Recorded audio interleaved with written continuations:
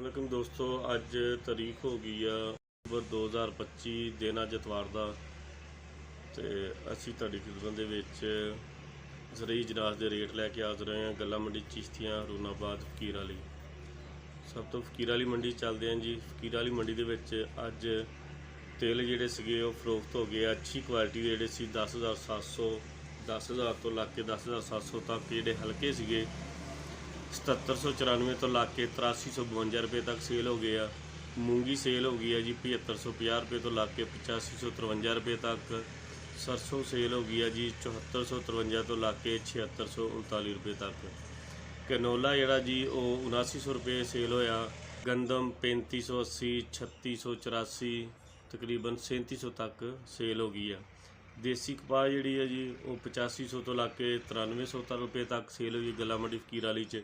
तो नरमे का रेट वो जो कल सी 8000 रुपया रेट। उस बाद चिश्तियां की कुछ ढेरियां जी मार्केट नरमे की जी 8100 रुपये तक गई है।